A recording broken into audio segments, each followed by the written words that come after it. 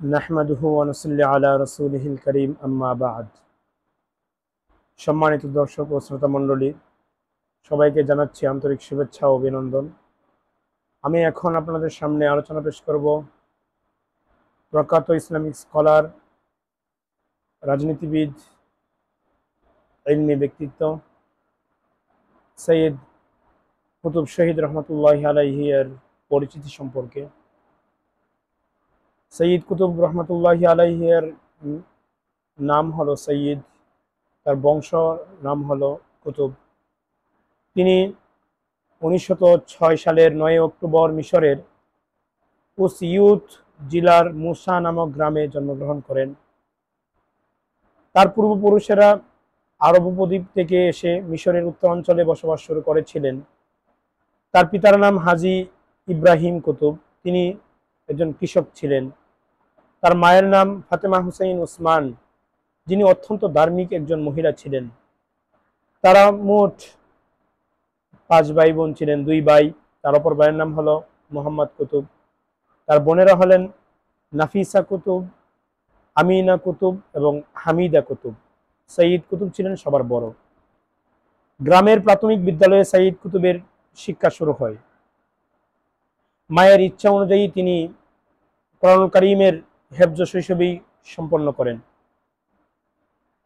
এবং তার পিতা হালওয়ান নামক স্থানে যখন স্থানান্তরিত হয় তখন তারাও তার পিতার সাথে সেখানে চলে যান। সৈয়দ কুতুব রহমতুল্লাহি আলাইহি তাজহিয়াতু দারুল উলুম নামক একটা শিক্ষা প্রতিষ্ঠানে শিক্ষা গ্রহণ করেন। সেখানকার শিক্ষা যখন শেষ হয় তখন মিশরের বিখ্যাত প্রতিষ্ঠান মাদ্রাসা দারুল উলুমে ভর্তি হন এবং 1933 সালে ওই মাদ্রাসা থেকে বিএ ডিগ্রি তিনি অর্জন করেন এবং সেখানেই অধ্যাপক হিসেবে নিযুক্ত হন। কিছুদিন সেখানে অধ্যাপনার পর তার পদোন্নতি হয় এবং শিক্ষা মন্ত্রণালয়ের অধীনে স্কুল ইন্সপেক্টর হিসেবে তিনি নতুন করে কর্মজীবন শুরু করেন। শিক্ষা মন্ত্রণালয়ের পক্ষ থেকে তাকে আধুনিক শিক্ষা পদ্ধতি সম্পর্কে অধ্যয়ন করার জন্য তাকে আমেরিকায় প্রেরণ করা হয়। তিনি সেখানে 2 বছরের একটা গুরুত্বপূর্ণ কোর্স সম্পন্ন করেন এবং সেখান থেকে দেশে ফিরে আসার পরেই তিনি ইসলামী বিষয়াবলী নিয়ে তিনি ভাবতে থাকলেন এবং কিভাবে মানুষদেরকে ইসলামমুখী করা যায় এবং মুসলমানদের সর্বোপরি বিষয়গুলো নিয়ে তিনি ভাবতে থাকলেন। এবং দেশে ফিরে আসার পরেই থেকেই তিনি ইখওয়ানুল মুসলিমিন সম্পর্কে যাচাই বাছাই তিনি শুরু করলেন। তার বিভিন্ন তথ্য তিনি যাচাই বাছাই করতে থাকলেন। তার আকীদা, মানহাজ কি, তার উদ্দেশ্য কি, সবকিছু তিনি খোঁজখবর নিতে থাকলেন। 1945 খ্রিস্টাব্দে তিনি যখন বিশ্বযুদ্ধ শেষ হয় তখন তিনি শেষের দিকে তখন তিনি ইখওয়ানুল মুসলিমের সাথে যুক্ত হন এবং ইখওয়ানুল মুসলিমিন পরবর্তীতে ব্রিটিশরা তাদেরকে স্বাধীন করে দেওয়ার ঘোষণা তারা দিয়েছিল এবং এক পর্যায়ে মিশর স্বাধীনও হলো।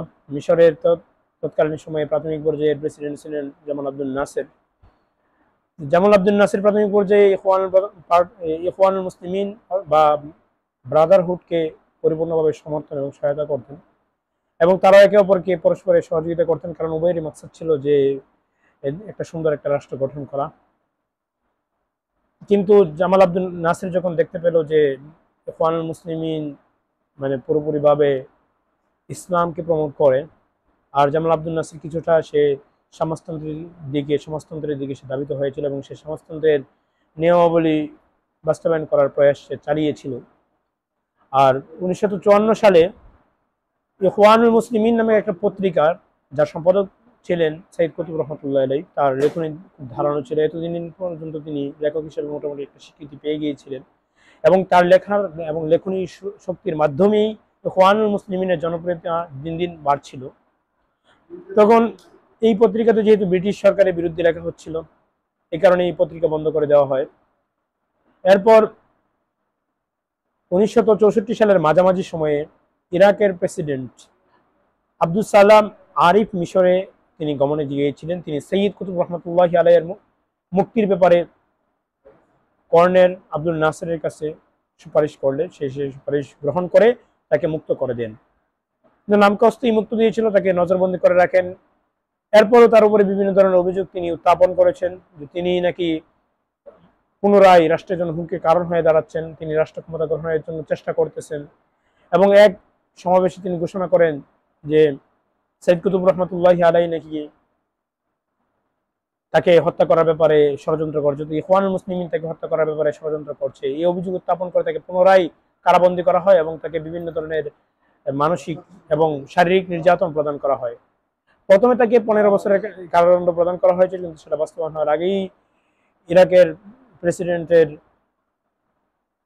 আবেদন বা সুপারিশের প্রেক্ষিতে তাকে তো ছেড়ে দেওয়া হয়েছিল। পুনরায় তাকে নিয়ে আরো বেশি পরিমাণে মানসিক এবং শারীরিক নির্যাতনের চালানো হয় এবং তিনি এই সব সহ্য করতে না পেরে এক পর্যায়ে অসুস্থ হয়ে পড়েন। এরপরেও তার প্রতি এই জুলুম নির্যাতন কমানো হয়নি এবং তাকে কি পরিমাণ জুলুম নির্যাতন করা হয়েছে, তৎকালীন সময়ে ইখওয়ানুল মুসলিমিনের সদস্যদেরকে কি পরিমাণ জুলুম নির্যাতন করা হয়েছে, এই বিষয়গুলি জৈনব আল গাজালির লেখা, যেটা বাংলাতে অনুবাদ হয়েছে কারাগারের দিনরাত, এই বইয়ের মধ্যে ফুটে এসেছে, যা পড়লে চোখের পানি ধরে রাখা যায় না এবং যা পড়লে শরীর শিউরে ওঠে, লোমকূপগুলো আপনা আপনি দাঁড়িয়ে যায়, অস্থির এক অবস্থা নিজের মধ্যে সৃষ্টি হয়ে যায়।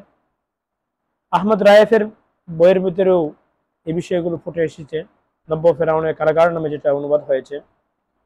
সৈয়দ কুতুব রহমতুল্লাহ আলাইহির বিভিন্ন লিখনির মাধ্যমে এই বিষয়গুলো ফুটে এসেছিল।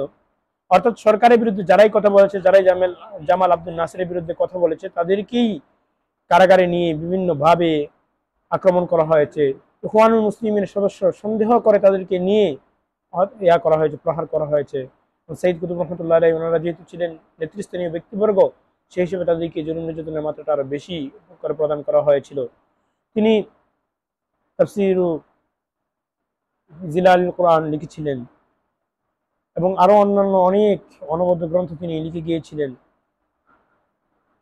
এবং যারা বর্তমান সময়ে ইসলামী খেলাফা কায়েম করতে চায় তার লিখনি দ্বারা অনেক বেশি পরিমাণে পড়া উচিত এবং তা থেকে উপকৃত হওয়া যাবে। এবং তিনি আকীদা, বিশ্বাস এবং জিহাদি চেতনা লালন করতেন। কিন্তু এই লোকটিকে 1966 সালে তাকে নির্যাতন করতে করতে তিনি অসুস্থতায় কাতর ছিলেন, শেষ পর্যন্ত তাকে ফাঁসির কাস্টে ঝুলতে হয়। ফাঁসি দিয়ে তাকে তার জীবনের পরিসমাপ্তি ঘটানো হয়। আজ এ পর্যন্তই আলোচনা রইল, সামনে দেখা হবে অন্য কোনো ভিডিওতে। আসসালামু আলাইকুম ওয়া রাহমাতুল্লাহি ওয়া বারাকাতুহু।